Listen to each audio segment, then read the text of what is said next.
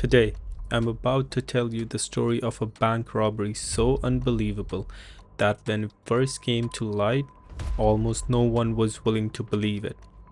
How could a simple barber, a man whose profession was cutting hair, single handedly rob an entire bank? And not just rob it, he opened all 74 safety deposit boxes inside Vault Ward number 74, removed cash, jewelry, and property papers, and then calmly walked out of the bank, right in front of the employees' eyes. The execution was so clean, so methodical, that across America this robbery came to be known as the perfect theft, the perfect crime. The story begins on the morning of April 13, 1981. At a bank in Chicago, an attendant unlocked the vault ward after opening hours. At first glance, everything looked completely normal. Employees were busy with their routine work. A little while later, customers began arriving. Some of them requested access to their safety deposit boxes. They wanted to store valuables. The attendant escorted them inside the vault ward. As per protocol, she began opening a customer's deposit box. But the moment she inserted the key, her eyes froze in shock. The lock cylinder snapped and fell inside the box. When the box was opened, a hole was visible inside, and when they checked the contents, everything was gone. Cash, jewelry, documents, all missing. The attendant panicked and began screaming. Hearing the commotion, bank employees and guards rushed inside the ward. They began checking other safety deposit boxes, and what they discovered shook them to the core. All 74 deposit boxes had been looted, every single one. And the most terrifying part? The locks looked completely intact from the outside. No scratches, no forced entry marks, nothing to suggest tampering. It looked as if no one had touched them at all. But the moment a key was inserted, the lock would collapse inside. It was clear. Whoever had done this had planned it with surgical precision and had deliberately concealed the theft so the bank wouldn't discover it quickly. This incident took place in Barrington, a small city in Chicago, at the First National Bank, a branch of the Federal Bank. At that time, vaults operated on time lock systems. This meant, once locked from a scheduled duration, say from 5 p.m. to 9 a.m., the vault could not be opened, even with the key. So when the attendant locked the vault on Saturday, April 11, 1981, she programmed the time lock to reopen only on Monday. Inside the vault, safety deposit boxes were kept under extremely high security. Each box required 2 keys, one held by the customer, one by the attendant. Only when both were inserted together could a box be opened. So when the theft was discovered on Monday, the mystery deepened. How could anyone open 74 boxes inside a time-locked vault without breaking in? Police were called immediately. Because the bank was federally linked, the FBI joined the investigation. Early estimates suggested that stolen property papers alone were worth millions of dollars, but investigators were haunted by one question. How did the thief even enter the vault? There were no holes in the walls, no tunnels underground, no damage on the vault door. Yet strangely, inside the vault, police found an old alarm clock, a hammer used to break the lock, and a bottle filled with urine. These bizarre clues only made the case more confusing. Despite all efforts, investigators could not solve it. A local newspaper eventually labeled it the perfect theft, the perfect crime. But the most shocking revelation was still to come. This wasn't the work of a gang. It was done by one man, a professional barber. His name, William Smardo, a hairdresser by trade, but a seasoned bank robber by obsession.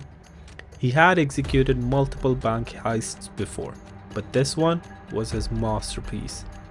After understanding the scale of robbery, investigators were stunned. But to truly grasp how impossible this crime was, we need to go back in time, to the man behind it all, William Smardo. On the surface, he lived an ordinary life. He worked as a hairdresser in a women's salon. He earned decent money. He was well-spoken, well-dressed, and charming. But beneath that ordinary exterior lived a man addicted to risk. Smarto didn't steal for survival, he stole for the thrill, for the challenge, and most importantly, he preferred working alone. Though there was one person who often assisted him behind the scenes, his brother Vincent, the two had a clear strategy. They targeted banks located in wealthy neighborhoods because where rich people lived, there were deposit boxes, and inside those boxes, fortunes. That's how they selected First National Bank, Barrington, a quiet bank in a rich locality filled with high value safety deposits. 10 days before the robbery, the brothers walked into the bank like ordinary customers. They rented a safety deposit box, registered under fake names and addresses, but Smarto had one major advantage. He looked trustworthy. His appearance, his manner of speaking, it disarmed suspicion. He even struck up casual friendships with the vault attendant. Soon, the brothers began visiting frequently, sometimes to just deposit valuables, sometimes just to chat. But every visit had one purpose: observation. They studied the vault attendant's routine, lunch timings, closing hours, customer movement, and most importantly, vault procedures. They noticed something critical. When customers entered the vault, their IDs were checked. When they left, no one checked anything. This meant if someone entered and never came out, no one would notice. That loophole would later become the foundation of the entire heist. Now came the biggest challenge: how to get burglary tools inside the vault. Smarto used his rented deposit box. He began bringing tools hidden in bags, piece by piece. Whenever the attendant opened his box and left him alone, he stored tools inside. Slowly, his deposit box filled with equipment. But that still wasn't enough. Some tools were too large to fit. So Smarto created a cover story. He told bank staff he was painting dealer. Large bags, frames, storage items, all normal for his business. No suspicion. Then Smarto spotted something crucial. The vault ceiling had maintenance gaps. A false ceiling with empty space above it. Perfect hiding spot. He began stashing large tools, torchlights, food, supplies, everything needed to survive inside the vault, because his plan required staying inside for days. Next obstacle: alarms. The vault alarm was designed to trigger if walls were broken or floors were drilled. Smarto wasn't doing either, but he feared noise from breaking deposit locks could still activate hidden alarms. So he sabotaged the sound system. But Smarto knew better than to trust just one alarm. Banks always had hidden backups, so he devised a brilliant test. He brought an alarm clock into the vault, set it for 3 a.m., and hid it in the ceiling. That night, when the alarm rang, hidden systems activated. Police arrived. Smarto, watching from outside, confirmed there were additional alarms. 2 days later, he disabled them too. To confirm, he repeated the test. At 3 a.m., the clock rang again. This time, no police came. All alarms were dead. The vault was blind. Now everything was ready. Tools were inside, alarms were disabled, security routines were studied. Only one question remained: how would Smarto enter the vault and stay inside? The method he chose was as daring as it was ingenious. On the morning of April 11, 1981, Smarto arrived at the bank like any other day. He told the vault attendant he needed to access his safety deposit box. She opened it for him, as per procedure, and stepped outside, leaving him alone for privacy.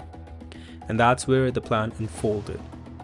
As established earlier, people entering the vault were logged, but exits were not monitored. So when Smarto didn't come out, no one noticed. When the attendant later glanced inside and saw no one in sight, she assumed he had already left, and she locked the vault. Smarto was now sealed inside. Smarto had chosen this bank carefully. The deposit box cabinets were arranged in such a way that where one cabinet ended, a hollow gap formed behind it. Another cabinet partially covered the space, making it invisible from outside. Smarto climbed to atop the cabinet, slipped into the hollow cavity, and hid there. He stayed hidden all day. That evening, the attendant activated the weekend time lock. The vault would now remain sealed until Monday morning. Smarto had all of Saturday night and the entire Sunday to complete the robbery. When Smarto was certain the bank has closed, he emerged from hiding. He switched on his torchlight, retrieved tools from ceiling stash deposit box. He had even brought specially modified screw bolts, designed exactly to match deposit box locks. Why? Because after breaking locks, he planned to reassemble them so no one would detect tampering. One by one, he began opening boxes, carefully, slowly, ensuring minimal visible damage. Working in darkness, handling dozens of metal locks was physically exhausting, so he drank coffee repeatedly to stay awake. He had deliberately chosen Saturday night so he could continue calmly through Sunday. As he worked, he also cleaned debris. Every metal shaving, every broken fragment, nothing was left behind. After emptying all valuables, he reinstalled the locks using his custom screws. He fitted each box back into place. From outside, everything looked untouched. But the moment a real key was inserted, the lock would collapse inward. A delayed detection mechanism. This ensured the theft wouldn't be discovered immediately. He filled his bags with cash, jewelry, and property papers, then hid his tools back in the ceiling. Finally, he returned to his hiding cavity. But before that, he placed a small mirror strategically so he could watch the vault entrance without being seen. The bank opened on April 13, 1981. The vault attendant entered. Everything looked normal. Smarto observed through the mirror. When she left the vault, he stepped out, dressed as a construction worker, carrying his tool bag, now filled with loot. Coincidentally, construction work was ongoing inside the bank, so no one questioned him.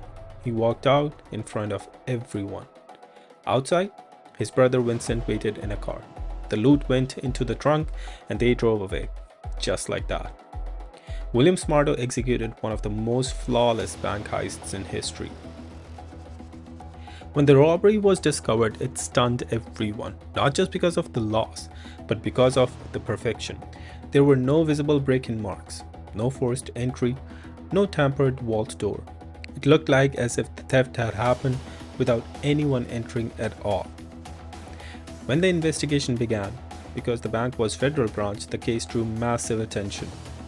Police and the FBI launched a full-scale investigation. They photographed every inch of the wall. Forensic teams dusted for fingerprints. Every locker, every corner, every surface was examined. But nothing substantial surfaced. No fingerprints, no footprints, no forced tool marks.